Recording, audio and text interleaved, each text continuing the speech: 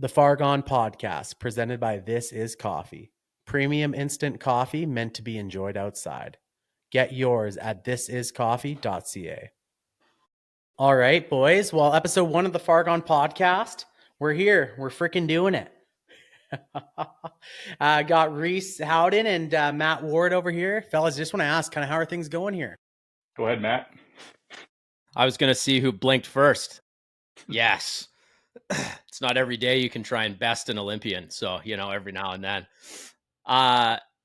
Things are good, man. Things are good. This is like the most stressful and exciting time of my year, pretty much. I'm just like a few days out. We'll talk more about it during the show, but I'm just a few days out from driving to the Yukon and then flying into Iron North Outfitters to guide for 9 weeks. So I'm just like getting a lot of stuff buttoned up. And when Nolan asked to start a podcast the week before I go, you just have to say yes sometimes. So otherwise, things are pretty awesome, man. I've just fun rolling through some new gear and sorting through everything. And let's chat about that on this podcast. I want to hear you guys' plans for this year too. Reece, what are you up to? Yeah, honestly, same deal for me. Like this is a pretty key time when everything starts to stack up on me for sure. Like right now, planning hunts, and then also we were going down to Chile there for 2 weeks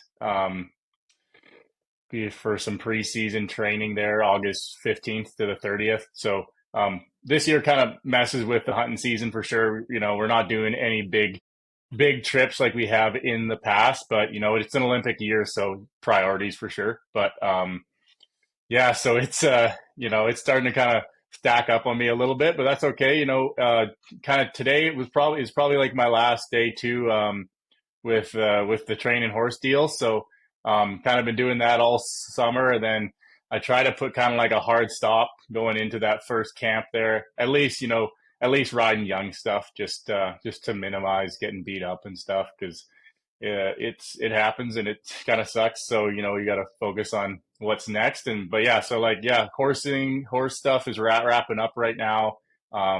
Getting all the stuff ready for going down to Chile, and I got some preliminary plans for hunting, and yeah, no, it's going pretty good, and stoked to be on the podcast. Frick, man, I love it. Well, you boys are up to quite a bit. So Reece, you're saying that somehow sheep season takes a back seat though to the chance at an Olympic gold medal. Yeah, at times for sure. We might need to get your priorities in check here. Well, Matt and I will try to do that over the next little bit here. It's okay. I figured that Reece just doesn't want to hunt with Cole Hank anymore. I hope he listens to this too.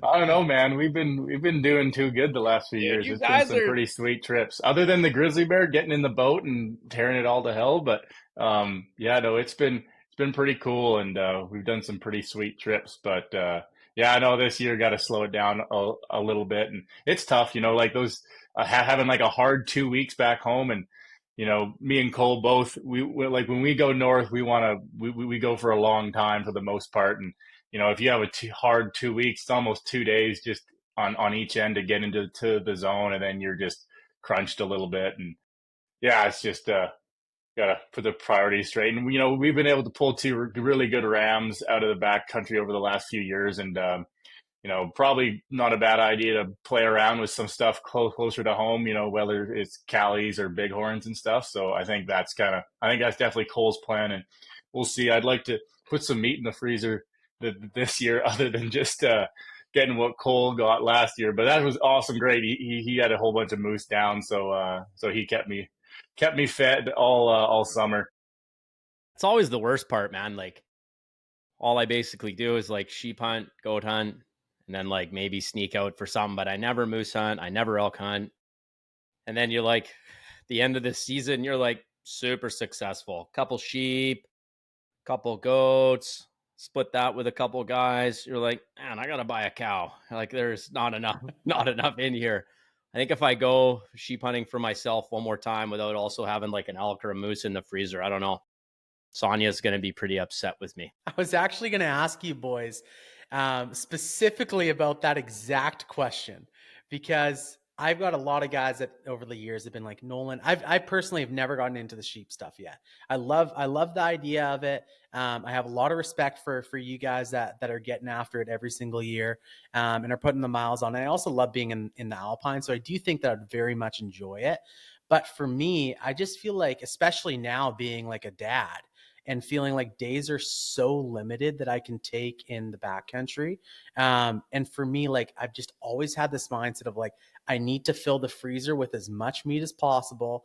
And then like, maybe I'll look at the sheeps and stuff after. But obviously for a lot of other people, it's kind of the opposite, where it's like, hey, like I have that addictive bug to getting after these sheep. And I'd love to even hear kind of like from your gentleman's experience of where that bug kind of comes from. And even kind of what you're saying too, Reece, where how do you balance that of filling the freezer, but also scratching that itch to obviously getting after some sheep? Well, like, really, those backpack hunts, like whatever you're backpacking for, could be goats, could be sheep, could be like a big alpine mule deer trip, but in the Kootenays or in the Chilco or something like that, and you can be up at whatever 8,000 feet and spending 2 weeks up there backpacking with little water and stuff. Doesn't always have to be for sheep, but there's way more of an adventure element to that than there is like moose camp, like with a wall tent and trucks and quads and 25 beers a day and like cast iron steaks and all that stuff. Like, that's awesome, and I think that's great, but that scratches zero itch for like my own personal what I like to do, like whether it's big long multi-day mountain bike trips, if it's ski hut touring or whatever. Like, what I've enjoyed doing my whole life is kind of something adventure based, and needing the necessary tools like in your tool belt in fitness and in health to kind of like keep you successful and healthy. Like, I see guys who will come out of a sheep hunt, bump into them at the truck, and they're like, man, I'm not going to be able to do this for another 4 years. I'm so messed up. And I'm like, cool. Like I can go again right now. Like, I think that's spending 14 days back there, come back out, refit for a couple days and go right back out. Like, that's ultimately that's what I'll be doing this year. But in the Yukon, but still, like, that's kind of the goal. And I think that keeps me pretty focused year round on like enjoying mountain hunting versus whitetail stand sitting. If that was like my only thing, or moose camp or whatever, like, and that's some people's thing, and that's great. And I'm not talking shit about it, but I'm just like, I enjoy getting in the mountains and seeing a plan come together in a space you've maybe never been to. You're using all the mapping, you're using like plan A, plan B, plan C, all these different tools, and then have it come together or completely fall apart. And then see how like adaptable you are, and like, see if you've got a good attitude, and you also find friends for life out there versus you can fake it pretty good in a whitetail stand hunting or something like that. I don't know. What do you think, Reece? Yeah, very similar to you for sure. For me, it's the adventure part of it. The last few times I've been going up, it's been, even just the 16-hour drive or 20-hour drive up north. I love those big trips and stuff, but like, you do the drive, and then like, we've been using a jet boat a lot, and that's its own adventure. For anybody who's experienced that before, they know exactly what I'm talking about. It's a lot worse. More things can go wrong in that little portion of the trip than the rest, hands down. But so you do that, and I've been ripping along the river too, and there's mountain goats running along the side of the lake and stuff like that. And for me, it's those big adventures that come together and create these hunts. And then you're hike into the backcountry. And for me, like, really too, like, I pretty much hunt everything like I hunt sheep, give or take. Like, I like to cover country. I like to glass. I've hunted my fair share of blacktails out in the coast ranges and stuff, where it's a little slower in like the deep timber and stuff like that. But still, I'm getting up into the nasty stuff, and that's kind of the style that I like to do. And same as even like the last moose that I took down, like, I was out there by myself back in this burn, and way up high. Glassed this moose up across the valley, and there's actually a wolf up above them the day before. And I'm like, all right, well, I probably should go and get this guy, and went over there. And, even that moose there, he was 7 kilometers from the truck, and I got him solo down and had to skin him out and finished all the work at midnight, and then, cut the back half of the hide off, wrapped it around me, and got a fire going, and slept in the snow in October 28th until the morning, and then woke up. And one of the reasons I put this moose down, or at least I knew I could, was in this burn, they had all those like U-shaped little branch trees that got burnt out.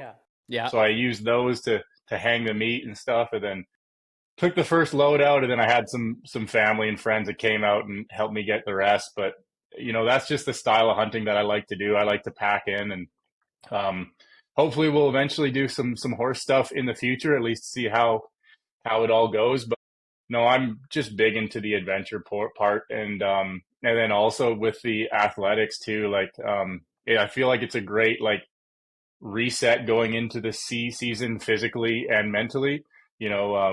After being out in the backcountry for 2 weeks, firstly, you really appreciate the easy things, the hot showers, the meals, and stuff like that. It makes a big difference going into the season. You're not jaded by anything. And then also I find that because I'm running at a deficit the whole time, I go in a little bit leaner, and my body's kind of like looking for the nutrients. And I find I usually come out of the hunt light. I'm a bigger dude, but like, I'll just give you numbers. Like 225 is usually when I come out of the hunt with. And then, and I usually sit around 233, and then I'll go and like straight to camp, usually either in Europe or wherever. And food's really good. I'm putting down 5,000 to 6,000 calories a day. And I usually just like spike up probably like up to about 240. And then it mellows back out when it starts to realize that, I'm going to keep getting fed and stuff like that. But no, that's the style of hunting that I like. I like the adventures. I like the gnarly stuff. And it's pretty cool to go out there. And also it's cool to go out there in places where you get to see lots of animals, and, lots of legal sheep, or, legal deer, elk, whatever. And, it's just cool. That's just what I like. Yeah, I totally agree with that. And I resonate a lot with that. And I think that's maybe also why I feel like I'm able to scratch that itch pretty good. Because exactly with what you're saying too, Reece, like, hey, in British Columbia, we have those opportunities, or at least I feel like we have those opportunities to hunt these big game animals that pack a lot of meat in these kind of more of adventurous places, right? Like same thing, our moose last year, we were glassing it from a glassing knob, hiked on over there, obviously made everything happen, and had to freaking haul that thing down the side of a mountain, which was a time and a half. And then same thing with our elk, right? It's like, man, I don't even know how many freaking kilometers that we put on, especially when we're hunting with my buddy Justin there, Grizz there. It's like, man, I think we're putting on like 30 something kilometers a day we were looking on last year, I feel like I'm getting those little adventure components there.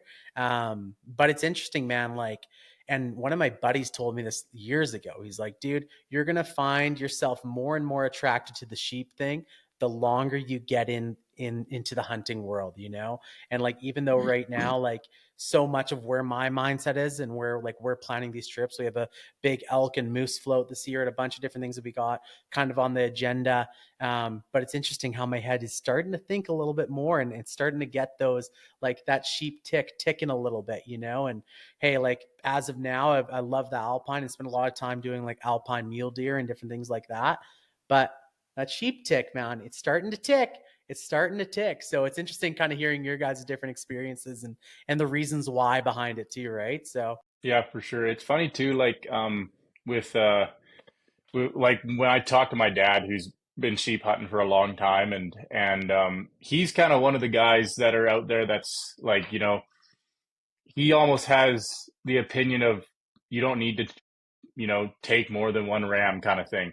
And even for me, like I've taken one ram, I'm almost kind of slowing down on like the sheep planning aspect to more so when I still want to go do those big northern hunts, but I want to go and do it where, the pursuit is a little more like elk or moose, but you're still in sheep country, right? So you're still like hunting and stuff like that. You're looking in the mountains and stuff, but you're not overly targeting rams. That being said, if you keep doing those hunts and stuff like that, you're going to go and see yourself a big 10-year-old at some point and go up there and drill them. I'm definitely kind of, especially with like the horse style thing. If I'm bringing in horses, I want to be bringing out meat. If I'm going to deal with that issue, I don't want to just bring out rams, right? So that's kind of almost the way that I'm kind of planning, at least thinking about some of the hunts I want to do in the future, is a little more, during elk season, during moose season, and kind of do more of like a combo style hunt. And also, like me and Cole, we've got really into the sink and meat in creeks kind of deal, and we've had a lot of success. And we first started with like garbage bags, double wrapping construction bags. That works pretty good. But I think like the level up. So pretty much what you can do is you can have two 15-liter dry bags that'll hold half a ram in each one, and that's actually perfect. If you get the nice tall ones, you can go and put them right in your load shelf, and the meat goes in and it never comes out. And so basically kind of the plan for us in the future is to go and bring in those. And if you get a ram down, wrap them, sink them in the creek. And we had a ram in the creek for a week, and we know guys who've had rams that spend 10 days in those glacial creeks, and they come out tasting just fine, no problems. And even the ones that we had with the garbage bags, they're like, they get a little bit diluted water wise, but the taste is still fine. We don't have any issues with stuff going bad or going rank or anything like that. But I think like if you brought like the dry bags in and it actually kept the water from going in and diluting, I think you'd be styling. And so, that's kind of stuff you can do to extend those hunts. If you do get a ram or something like that, obviously if you get a moose or an elk, depending on what time of year it is, you're probably going to be making your way out. But putting a ram down at the start of the hunt doesn't mean you always have to come right back out if you have the right planning and situations in place to keep that meat. Yeah, I mean, last year on the ram I took, it was essentially morning one, and we had 15 days planned. So like, just pulled it all apart, deboned it, and then just like chucked in a couple bags, and then just like went back down the creek and just buried it in some water and some little pools and some shale. And then we had pretty good weather. Like it was almost too good. Like there was zero rain for like 2 weeks. It was actually like you almost enjoy if you've actually been out hiking for 14 days, you kind of want like a couple down days where you're like, oh yeah, not too bad. Let's just glass from the tent, or just like a bit of a tent afternoon. And we had like the weather you could, the best weather you could really ask for, which also was like crippling on the legs. But so we're like head back down. We just like hiked hard the whole time, came back. And in that kind of with the lack of rain, we ended up going down to see my ram, like the meat, for like the first time in basically 13 days, and go down there, and that creek was all dried up. And I was like, fuck. I was like, oh no, this isn't ideal. So get down, I'm like kind of pissy about it. And I'm like, yeah, man, we should have just kept going a little lower. Now we like pulled the big chunks of shale off, which had been cool, just constantly cool. It can't have been like dry for that long. And it was just in such like a little crevice that, where this creek was, that sun didn't really hit it a lot. Man, that meat was like basically like fridge level temperature. And it's like, man, there was like some little creature got into the, like part of the garbage bag, kind of opened it up. I was like, oh no. And then it was like, that was fine. Cut a little hunk off there where that little squirrel or whatever or a little like ground squirrel had been ripping around. I was like, oh man, this is like, I've never left anything for that long that wasn't like in like legit flowing river water.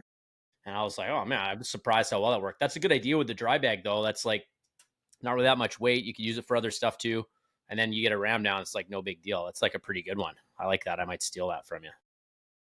Yeah, for sure. And it's nice too. Like, I think the biggest thing too is like the load shelf deal. You don't have to worry about having like a soft, even if you have like some really fancy Alaskan game bags, you still have to deal with the meat wanting to slide down and bunch down on you.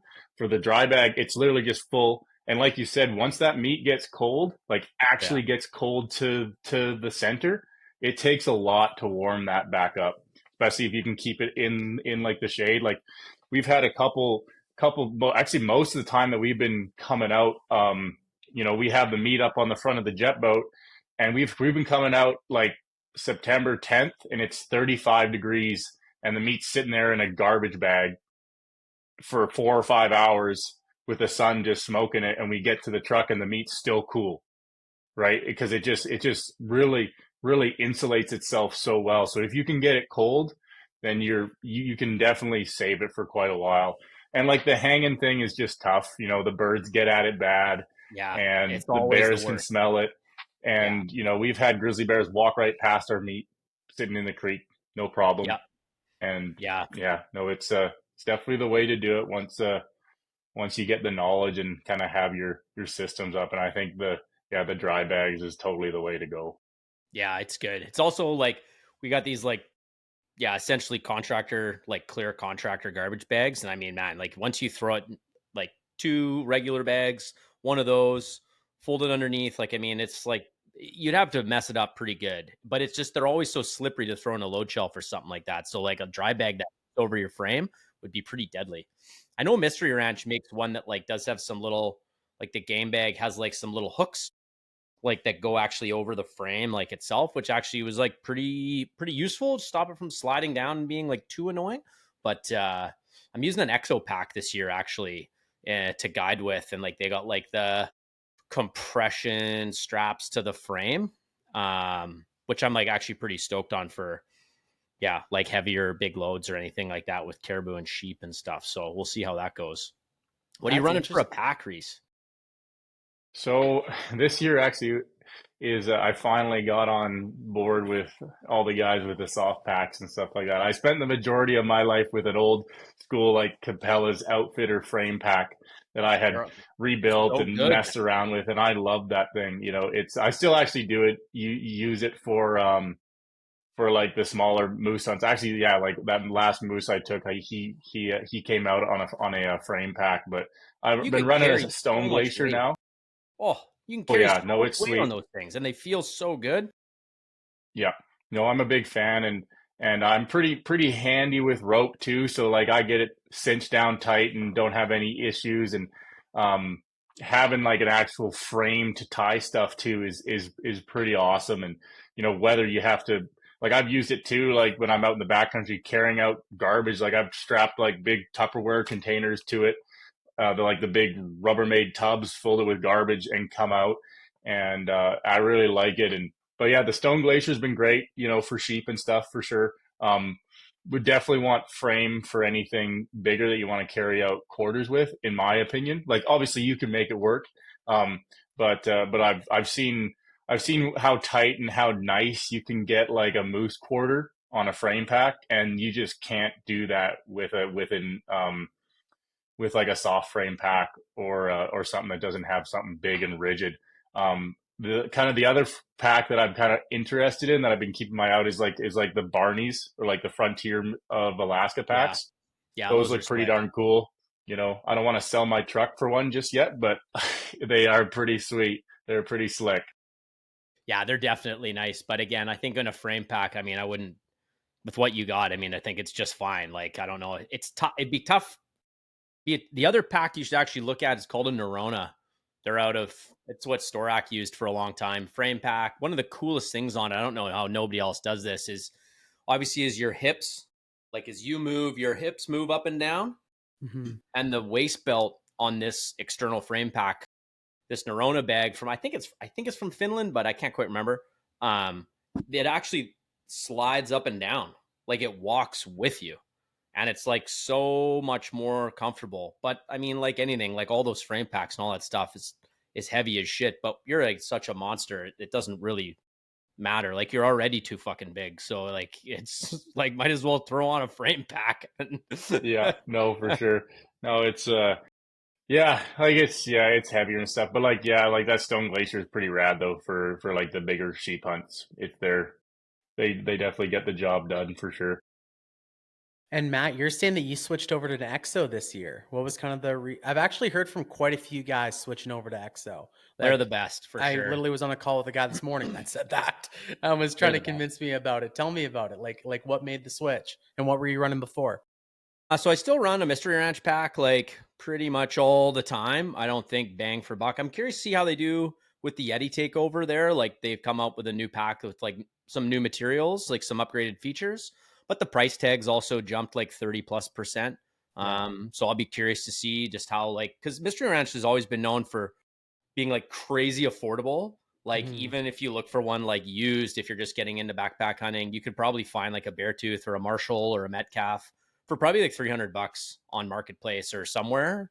And they're good for like 20 years. Like, you'd have to hunt pretty damn hard all the time to like, I have probably like 200 or 220 days in my Marshall. Yeah. And it's like a little bit worn. So, I mean, and people don't really do that much. So it's pretty impressive, I think, for what you can get. So that's like a bag that I use lots. And then I run a Stone Glacier. I ran a Stone Glacier as well for a bigger bag for like 16 or like 15, 14 plus day hunts.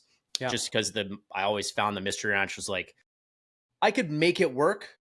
But I think Aaron Schneider said this on a podcast and I really liked it. It's like, no one's ever come out of a hunt being like, oh, wow, my pack had too much space. Like when you want to take your puffy off and you're like, oh, hold on, I got to like just thread it in the side zipper and like, oh, can you help me, Reece? Can you help hop on and like push my bag together? Like no one wants that. So I have like the biggest Stone Glacier, 7,900 Sky, whatever. And it's great, but like one season of guiding and one personal hunt, and it like kind of broke down quite like not a lot, but like, I don't know, maybe another couple hunts and it would be like starting to fall apart. I had the opportunity to use an EXO before and then I got one for this year.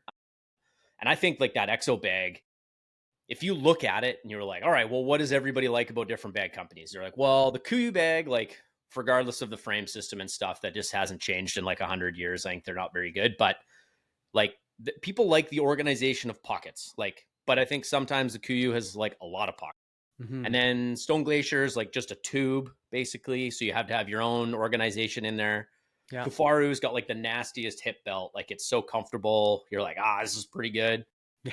And then I think like EXO, like they've been around a long time, but like this K4 is just like, well, let's just take some of what everybody has and we'll put it for ours.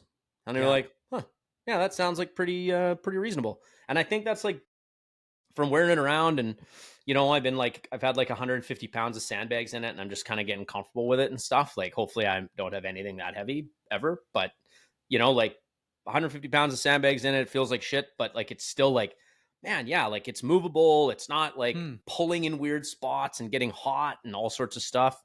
But yeah, if you ever come by my house and you see me mowing the lawn with 150 pounds in my EXO bag, that's usually how I break it in. It's actually pretty good. That's a good way to do it. Weed whacking with just trying to just barely struggle around. Yeah, how are your edges with the weed whacker when you got 150 pounds on your back? Unbelievable, buddy. That's how I practice for archery, actually, man, is I just weed whack perfect edges. Oh, just shooting dimes, dude, with a freaking 150 pounds. I freaking love it. But yeah, I'm excited. Like it just feels like this. Yeah, it's got like a good mix of like toughness and it's also decent in the weight capacity side. I'm really excited to use a roll top bag again. I somehow I hate all the strings at the tops of packs often. Like I always find there's like, I never even do them up. Like they're always, I'm like, I just want to cut these things off. So to have like a roll top bag again for that, I'm pretty stoked on. Yeah, that's big time. Well, I'm excited to hear kind of your thoughts on it. How do you find the fit? Like I've ran a couple different bags. I used to run Stone Glacier a lot. And same thing, like week-long plus trips and different things like that. And I found that the Stone Glaciers, and I actually heard this on a couple other podcasts, but the Stone Glaciers are more meant to fit like a slender body type, which obviously I do not have. And long story short, I always found like even with like minimal, like call it like 40, 50 pounds in it type of thing, which is like what the average, like just hiking in, like is honestly for me, I'm more like fitting a little bit more. Cause every once in a while you need like a little whiskey bottle or something in there, and it gets up there, but it's like, man, my back would just be killing, specifically on the hips. It would always like pinch me really weird. I don't know. I actually had I broke my back years and years ago. And ever since then, it's kind of like different things, but I switched to Kafaru last year. And honestly, man, like, dude, we got a moose out, got a couple elk, different things like this for like long hauls, and nothing has fit my back as good. But I've heard such great things in regards to these exos too. So I'm like, I wonder kind of where they fit. And I've heard that with Kafaru as well, as that they were kind of built more around like kind of like a broader body type. So I don't know if that's true, if that's legitimate. These are just different things that I hear. And I remember running the stone bags and being like, oh, like my back hurts every time I'm out like that 40, 50 pounds. And like when I'm wearing my Kafaru bag, my back doesn't, right? So I don't know where that lines up into it, but it'd be interesting to hear, because there is a lot of things with those exo bags. I was looking at them the other day and I go, man, there's like a lot of things on here that look real sweet. But obviously, like I said, for me, it's like, hey, if it's not fitting, it can be the fanciest bag in the world. If my back's screaming, then I'm not having fun. I think that's the biggest thing, is that like when you're going, like Stone Glacier is the lightest bag for sure. But like when you go lightweight, you always sacrifice something, and just, it's usually comfort. Like, so when you look at those hip belts, like they're pretty narrow, right? And you're a big, thick dude. Like the bigger the hip belt without having too much extra weight, like a Kafaru, or like the Exo is pretty big too. Like you're just going to cinch the shit out of that pack, and it's not as narrow focused, like right around, kind of like your love handles, right? And you're like jamming onto the top of your hips, and it's just going to be more comfortable for sure. Like even in my Mystery Ranch bag, like the foam's pretty like stubborn in there. And if I like haven't worn it and then I go out and do some hiking with it and I cinch it up and I've got whatever, 40 or 50 pound, more than just time than anything. Like I'm out in it for maybe a couple of days, 16 hours total. Like my hips are a little bit bruised at the end of it. And I'm like, oh, and then that'll never happen again. But like so far, even with like an absurd weight, just even for like an hour around my house, I don't have any of that with that bag. I did have like a harder time fitting it to like my shoulders and stuff, but it's fine. Like there's so much adjustability and whatever. I think the pack, I'm pretty excited. I'm pretty good. I'm pretty stoked to see how it goes. And I'm excited to hear a little bit more about that, especially after you get a couple of guides days in her and get her obviously out into the mountains and all those things. So speaking of that too, you are heading out guiding. How long are you heading out for? I even saw on Instagram and stuff, you got a bunch of new little gear things too, kind of while we're on the top of a gear. What are some pieces that you're bringing out that you're real excited for? And also kind of what does that look like for you guiding, and how long will you be up there? What are you going to be chasing after? Just give us the whole freaking rundown, Matt. Yeah, buddy. Yeah. Friday morning, I leave with the dog and the wife. We're going to go up. We'll drive to probably Smithers day one, and then on to Whitehorse for day two. And then a day of like fiddling around and getting odds and ends for Ben Storak, who owns Arcadia Outfitting and Iron North. So then drive to Mayo, and then we'll fly into Mayo on the 11th, my wife, myself, and the dog. And we'll hop in on a plane and 2.5 hours or so to base camp. And then, land at base camp. And my first... So my wife's just going to like work up via Starlink. She works in tech. So she's just going to like hang out at base camp and like do some stuff around camp with the dog and whatever, and help out. Pardon me. And then we're going to go, and she'll be up, like I said, up there for a month. So I'll see her on hunt changes, and then I'll head out of that camp. And my first client is a combo doll sheep caribou hunt. And then, which I'm absolutely fired up about. Yeah, you should be. And then sounds epic. Yeah. And then my second client is, is a caribou grizzly bear combo hunt. And I'm actually like, I'm not really nervous if clients get something. Like I'm going to do my absolute best to put you in the best situation possible. And sometimes weather, or sometimes whatever you miss. Like I had clients who couldn't shoot last year, and it was a bit of a tough go. And then, but this guy, he's actually, I think this is number 28 and 29 of his North American Grand Slam, like his North American 29. So I'm actually like, and he's a really nice guy. And I was just like, whoa, Really? So I was like, so like, what Tell are we me thinking? more. I was like, so what are we thinking? Like, are there like some standards that you were thinking for like caribou? Like, we talking 400 plus? And he's like, no. I'm like, all right.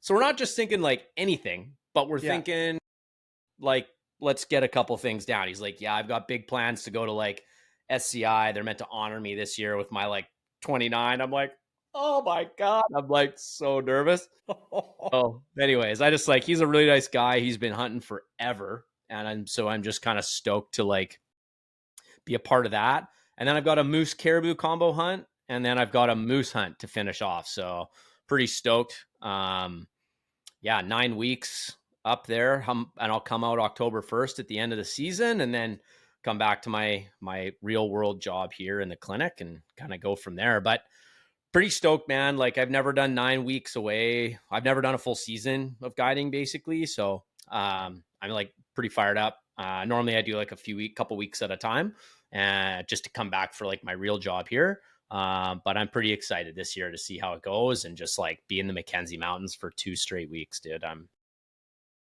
blown away, man. Blown away. Feel pretty fortunate to be able to do this very cool thing as a bit of a passionate job. So pretty cool. Big time. Fun That's piece gonna of be gear. Absolutely epic. I'm pretty stoked. I'm using Schnee's pack boots for moose this year. They're like meant to be what everybody loves to use. So I've got some like 16-inch tall pack boots, which I'm stoked on. They're basically just like kind of like leather muck boots that have a ton of lace spots on them. So I'm pretty stoked. And then the other piece of gear that I'm running that I'm pretty excited about, and I love your take on this, boys, is I don't know if you've looked through them, but like 18 by 56 binos off the tripod. This is what I wanted to bring up specifically. So tell me the reasons behind running this. Yeah, so I was running just 12s. No, I was running last year. Lauren was running, I think, I can't remember if they were 15s or if they were 12s, actually. And I just remember looking through them through the tripod and just being like, damn, like I could look all day. And like you do, and like you just I run my 1042s off the tripod quite a bit.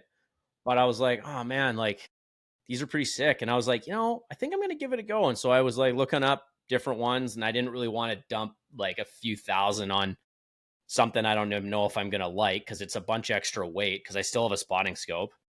So I was like, well, so I went with Maven. I thought they were a great price. And then I've been looking through them off my tripod, man. And it's like looking through my spotter on its lowest setting and it's so much more comfortable because you got both eyes. Like dude, I'm like pretty stoked to hunt sheep with them. And then honestly, I'll probably keep them in the bag for everything. Like I'll just take the extra little bit of weight that they are, do a couple more lunges, and like you should be fine. So I'm like super stoked to run them. Probably one of the best sheep hunters I know, Nick Millick, he runs 1856s, swears by them. I don't think there's going to be any downside other than if I feel like they're just like extra in the way, but I'm hoping that they're as good as everybody I've talked to who's kind of running either 15s or 18s. Yeah, exactly. No, I love that. I feel like it's such a constant debate, at least that I hear about, is like this weight to obviously power kind of ratio. And I don't know, I've always been very much on the mindset of like, hey, when you're out there, wouldn't you want to see a little bit more? Wouldn't you want the convenience of that, especially if you're running something like that on a tripod as well too, right? So dude, I don't know. And like I said too, I've also never been a guy concerned about weight. So I don't even like try to even talk in that conversation.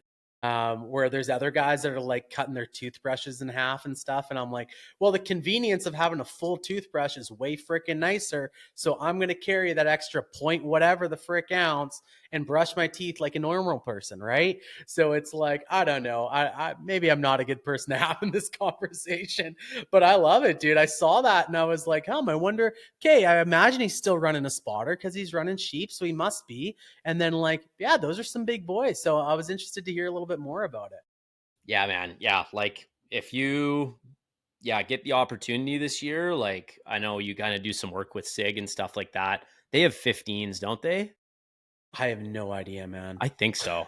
I'm pretty sure they do. Like, if you get an opportunity to run them on like some sort of an alpine hunt, it's bananas, man. Like, I think for alpine mule deer, they would be like unfreaking believable. Yeah. Yeah. Like something where you're looking for ghosts in timber and you're just like, you don't really want to be all smashed in on your spotting scope all the time, but like just having your hands walking ridges on like, you know, like you kind of can be a little harder. White sheep shouldn't be hard for me to see from anywhere. Like it's like hunting goats. You like don't need any optics, but you know, we'll see kind of how it goes. I think it's going to be pretty comfortable though. Yeah. Reece, what do you run for binos? 1042s like everyone? Yeah, I got some old Zeiss FL 1042s, but nice. Those are nice. Yeah, like Cole though, he brings a pair. We had 14s last time. Nice. The Swaro 14s, and yeah, they're worth it for sure. Dude, you run them off the tripod? Like, yeah, for sure, definitely off the tripod. And then I think he actually sold them back to precision because he wanted to get the 16s from Swaro, the new ones that come out. And I think it's worth it for sure.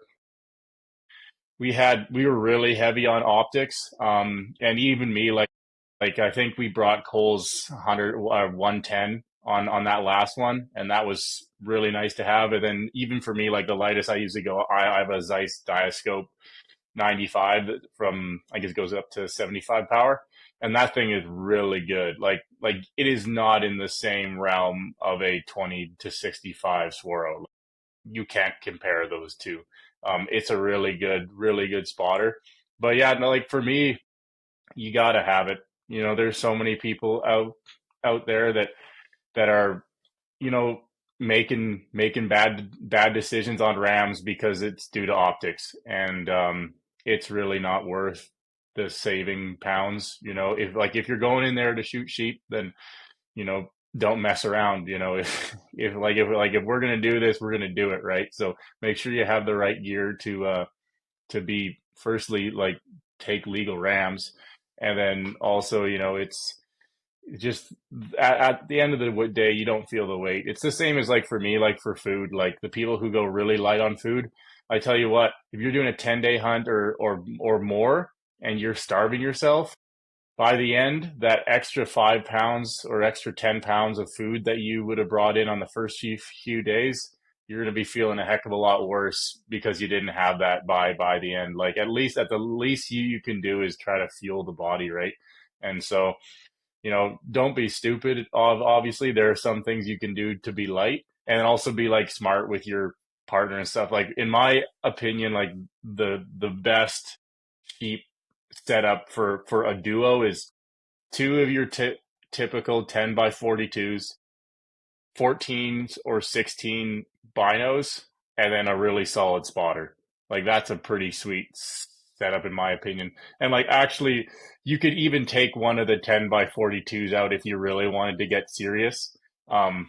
Or like, if the other thing too is, like, if it all depends on how disciplined you can be with yourself. Like, you can go out there, like with Cole, we had one of those little, I guess it's like I'm not sure how big it went to. I think it went to 25, but just like the single Swaro straight spotter. Yeah, like you could go out and hunt big and hunt rams with that too. But you have to be really good already at aging rams, and then also you're not killing tight stuff. You're killing stuff that's way above the bridge, and if you are counting annuli, you're within 200 yards. And if you can do that, if you can make yourself accountable to those criteria, then you can go in there with really light gear and not have the big spotter.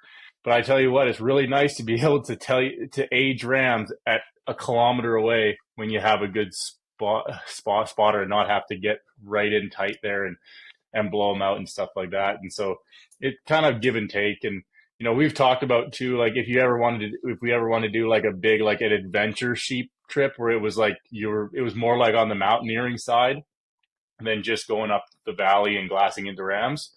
Sure, yeah, go light, you know, go bring, you know, a rifle that, you know, you're planning on sub 400 yard shot at the most, and, you're going to be aging rams below 400 yards, and if they're tight, below 200 yards and kind of deal, the biggest thing is you have to be disciplined on your decision making before, and you need to think about that stuff before you even go out, because you can't trust yourself to just make those decisions when you're in the heat of the moment and it's day 12 and you're leaving tomorrow and that ram looks really good, like he's 7, but like he's probably above the bridge of the nose when I take the hide off. Like, it's just not worth it. You're gonna feel bad about yourself and like it's like anything, you can't get that respect back in the sheep community. Like, it's everything. That's all you got to work with is the decisions you make. So Totally. Yeah. Setting yourself up for success to like not even have to have some of those hard decisions in the first place that's like the way to do it. Right. And if you're more comfortable, and because you have better optics, you can look from farther away, you can make better plans, you can do all sorts of stuff. But I mean, we're out there for the adventure. We're not really just out there to kill stuff. So it's like you're out there to kill cool sheep, but outside of that, like, it's put yourself in the best place possible. And in this day and age, that's why gear is such a big thing. Like, a lot of those guys in the past, they're like, oh, well, guys used to do this in jeans and whatever. And you're like, yep, for sure. A lot of guys used to do it over like 3 weeks or more. Like, guided hunts, like in the NWT, like they used to be 21-day hunts. That's so much time. It's because a big part of it was you would take your time, and you'd have days where, you'd maybe take, instead of doing it in an afternoon, maybe do it in a day or plus. Like when I'm talking to guys like Tavis Volnar from Arctic Red, and, those guys, when they're just like talking about back in the day stories on how long they used to take and enjoy the experience. Nowadays, it's like, you think I can take like a day to drive up there, like a day to fly in, think I can kill a ram in like a couple days and then like fly out and be back for like work on Monday? You're just like, I think you're missing the whole point of the process. And like, those are the guys that make stupid decisions and kill 6-year-old sheep or whatever. Right. So yeah, just setting yourself up for success, and like all the gear and all the things these days, I think allow us to make better decisions. If you have, like you said, Reece, like a good hunting partner who has like a good pedigree of morals, and you guys hold each other accountable to it, not just aging sheep from 2 kilometers away, then shooting it from 800 yards and it's 7 and under the nose. So like, it's exactly. It happens every single year. And, it's competitive. It is competitive. It's not what it used to be. It's not the 90s. They paved the Alaska Highway now. Everybody can get in there. And so it's, if you're really serious about it, you got to be serious. Right. And so, that's kind of all I got to say about that. Like, it's not worth to make mistakes, and it is competitive. There's a lot of guys that are going out there chasing rams nowadays, and you got to push it. Yep. So true, fellas. It's a great sentiment. Reece, I would love to hear a little bit about, obviously, your plans for kind of this year. I know that obviously it's an Olympic year, so that's taken up most of your time.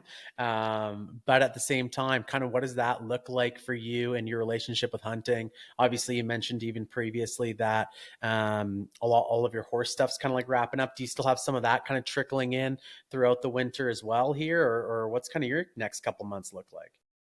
Yeah, like, so I'll be heading down to Chile between August 15th and the 30th. And then I come back home for 2 weeks, September 1st to the 15th. And then I actually go back down to Chile for 3 weeks from September 15th to October 7th. So kind of like that ski training, all ski training. Yeah, so that's like all anything ski special training out there? Like the first camp is going to be a lot more like fundamentals. We're going to be doing like GS style, focusing on turning and kind of like breaking everything down for the first 2 weeks. And that's going to be in El Colorado, Santiago, and really good high elevation training. Like, we'll be skiing at like 11,000 feet or more. And so that'll be really good. And then when we go down for the second trip, we're going farther south to a place called Coralco. And that's actually a big volcano, and they get a lot more snow down there, lower elevation. And then they have a ski cross track. So kind of all the fundamentals we were working on at the first camp, we kind of like smashed those together to start doing full ski cross runs and getting like into the race mentality. And then actually the really cool part too is we were going somewhere new this year. We're going up to SEMA in Whitehorse, and that'll be in November. So that'll be sweet. But yeah, like that first September 1st to the 15th, you know, I'm thinking about linking up there with some guys and chasing elk with the bows a bit. Sweet. And then maybe have the rifle there and kind of like bring into after September 10th. But it'd be sweet to get an elk down. And then kind of we'll see what happens when it comes to October. Honestly, haven't made a ton of decisions yet on that. Couple of things I could do, you know, probably would like to chase some moose and stuff like that. And, you know, just kind of sheep's just kind of not really on the brain because I just don't have the time to do it right. You know, I could see somebody trying to convince me to go and check out something around the Fraser and stuff, but we'll see. And then, kind of go from there. But no, it should be pretty cool going up to Whitehorse there and doing some training up there in Canada before we head out to Europe. Sweet, man. And how does that kind of look with obviously you have so many different facets for what you got going on. How does that look with the horse stuff too? Is any of that kind of continuing in the winter here as well? And how do you balance all of that too, I would say? Yeah, so kind of at the ranch that I'm involved with, we got cows that stay out on the range until about October 15th. And so when I'm back there, if I'm around, we'll be doing some riding, moving cows around. And then kind of during roundup there, I'm actually showing up with like the last week, which should be perfect. So I'll probably come out there and help the guys bring the cows back in and get them loaded and sent back to Alberta. And I've got a broke saddle horse that's back at the ranch there that I'll ride, and he's a little more reliable than those young colts. So that'll be kind of what I'll be doing. But yeah, we'll get out there and do some stuff. You know, October too, like after roundup, definitely open to trying to line up some sort of a horse trip. Just kind of need to figure it out and get some people involved that want to be a part of it, and then go from there. But we'll see how that all plays out. But yeah, fortunately for me, like when I come back home, I can be pretty fluid in terms of what I do. So just kind of leaving it pretty open, and then we'll be making some decisions probably in the evenings when I'm chilling after skiing down in Chile and get things lined up. Love it. Spending the evenings on Google Earth and figuring everything out from there. Definitely. Good stuff, fellas. Well, when does your season start? Like your ski cross season? So like first race usually is first week of December, and it runs all the way until last week of March is the World Cup season, and we got about around 20 races smashed into there.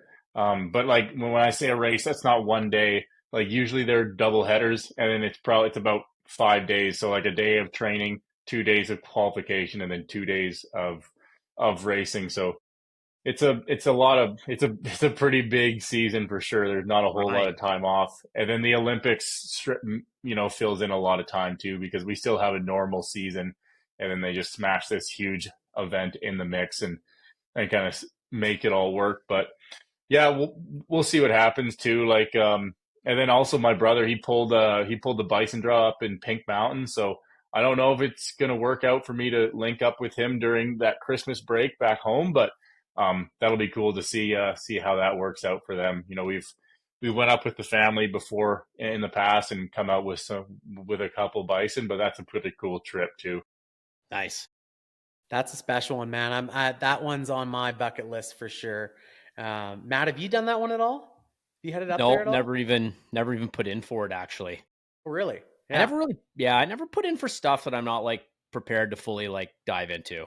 Mm-hmm. Like that's a commitment. Like I probably could, like I have access to the sleds at the outfit and stuff like that. Like I think I remember when I was looking at it the first time, I like had a mountain sled. I was like, that's not going to work very well. And like all sorts of, and I was like, well, maybe I'll like try and do it like ski touring with like a basket style. I was like, know what I'm doing. And I was like, you know what? Maybe I'm just going to like let this one simmer for a little bit until I put in for that. And now I just kind of want Todd to invite me up to the Yukon to go bison hunting instead. So that's kind of what I want to do. Yeah, you got some connections there for sure. Yeah, I wish more guys had that mentality when it comes to not putting in for stuff they're not willing to do. For me, like too, is it's like, Terrible. man, if like if you're not willing to go in and do it by yourself, almost don't put in. Yeah, right. totally. And there's a lot of guys that just put in because they're like, oh well, whatever, somebody will make it happen, and then they just don't. But it The sucks. one that, and even like Jesse was crazy. He pulled that bison draw, and it jumped from I think a 1 in 40 to a 1 in 160. Yeah. And I'm like, that's crazy.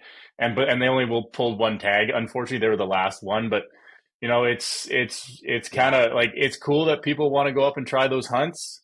But I hope you're serious about it, because there is a lot of people who are actually serious about those hunts and will go do them when they draw it. And so, that too, and like, there's just so many people that go up there and bumble around and kind of mess it up for the other guys too, that it's like, I don't know.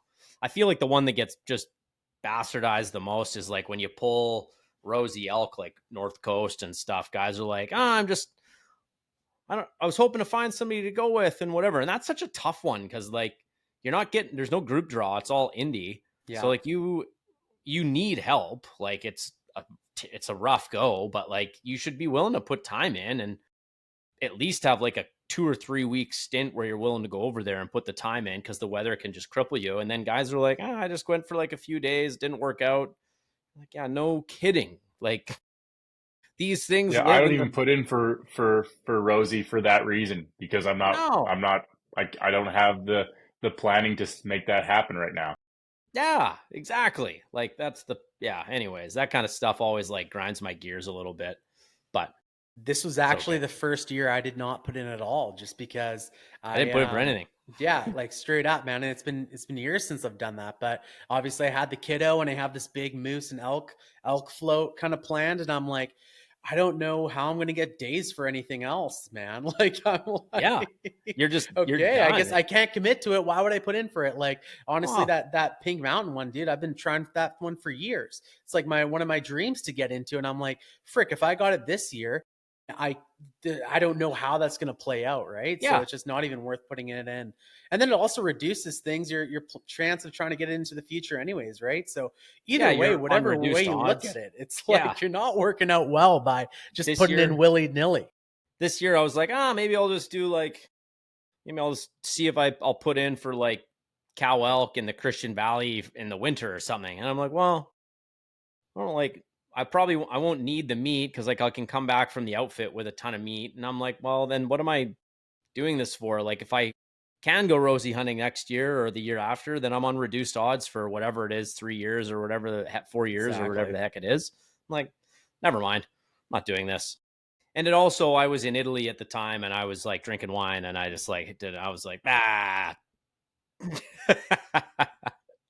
was actually really close to, I was actually like 20 minutes from Milan, actually, there, Mr. Reece, when it was the draw time. Yeah. I was actually just up in Lake Como. But yeah. Anyways, yeah, it's a cool spot. Yeah. And I was like, oh man, Olympics are going to be here this year or like this coming year. Anyways. Should have just stuck around, man. Reece, you would have hung out with Reece the whole time. Buddy, you wouldn't have to twist my arm that far to stay in Italy for a long period of time. It's a good excuse for a trip to Italy this year for sure. Yeah. Are you going to make like a bit of a trip out of it at all? Or do you even have the time with World Cup racing?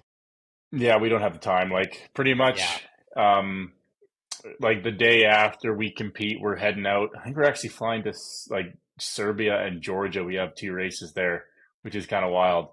Those have been some like adventure trips for sure. It's pretty crazy. I bet, man. Like you hear guys who go hunt Tajikistan or something like that, and they're like, yeah, the hunting was fine. Like it was cool. Like guys are like, yeah, I saw some Taliban. I like killed an ibex, but they're like, but let me tell you about the airport. Like I swear all the craziest stories come from the 82 hours of travel to like get to TJ or wherever you're hunting ibex or Marco Polo or whatever. It always comes from that versus like, they're like semi-typical hunt stories and whatever. And like, yeah, the food was crazy and whatever, but everybody getting there is like, I didn't think we were making it out. I thought I was going to be stuck in this box of an airport. So I'm sure you have some probably similar stories from like the Georgian airport or whatever. Oh, for sure. And, getting stuck in buses in the snow and stuff. And, just like, people having the huge trucks lined up on a 2-lane road because the border to Russia's closed and everybody's just shooting the gap. And you're in like a, 30-foot Mercedes van. And it's crazy. It's honestly crazy. Like, I can't believe I haven't been in a bus wreck with the way that these guys drive. Like, it's literally nuts. It doesn't make any sense.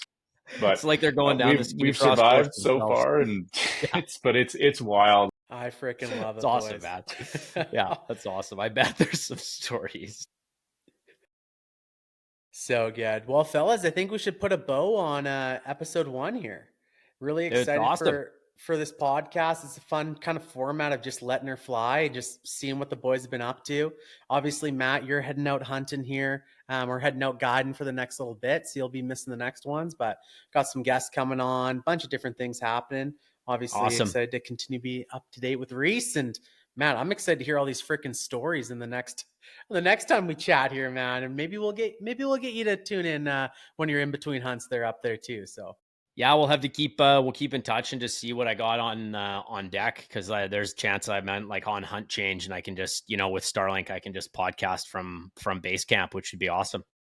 Would freaking love that, man. Even just a call in or something, just to hear updates or hear the update on Buddies at Grand Slam there as well. So no doubt, man. Yeah. Unless I fail him miserably, and then I might not call in. Yeah, you might be a little depressed.